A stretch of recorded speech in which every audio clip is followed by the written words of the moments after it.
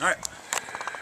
Joining me now the morning after his team's 28-0 loss to Peabody over in Peabody is Beverly head coach Jeff Hutton. Jeff,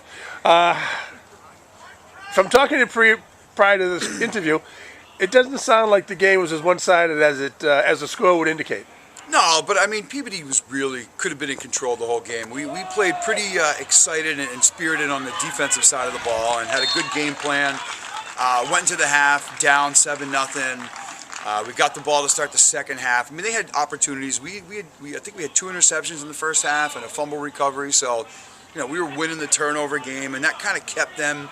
They had it in the red zone 2 times, and we made them. We forced turnovers. So it could have been different, right? But I think in the second half, like their size and their speed, and there's some really good athletes over there, and they were tough, and we just got wore down. And we, at some point in games like that, like the emotion kind of like dies down, and then the talent and that other stuff kind of kicks in, and it did right about midway through the third quarter. So in essence, bigger, faster, stronger. Out came a solid will to win. Oh yeah. I mean, they got some good athletes too, and they got some tough kids, and they play with a lot of confidence, and it's high school football, and if you play with confidence and play full speed, good things happen. Yeah. What were the positives you took out of the game in terms of individual play? Well, I thought Jack Considine, our nose tackle, had probably his best game of his high school career.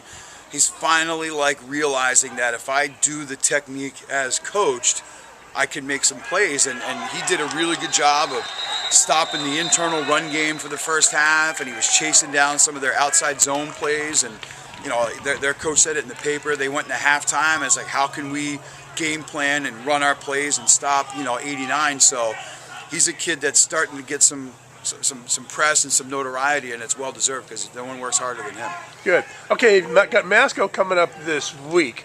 They lost again, as you said before. It's going to be a battle of the beatens. Yeah. Coming on Friday night. What do you expect from Masco? Well, someone's going to get a win, right? Because there's no ties in high school football, so someone's walking out with their first win. And Masco, as always, they're well coached, they're disciplined, they're not fancy, but they're good at what they do. And it's going to, they run the ball, and we're going to run the ball, and this game could be over in an hour and a half, and it would be great.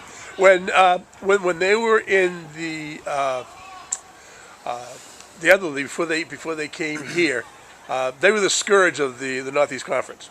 Yeah, and they had been a back and forth for the years that we played them, and I think they still have the upper hand if you're counting, but it was always a battle. Like Coach McGonigal does a great job over there, and before that it was I'm slipping right now. Jim Pugh, right? Like he did a great job over there, and same thing. They didn't do anything fancy. They were just really good at the basics and fundamental football, and you can win a lot of football games that way.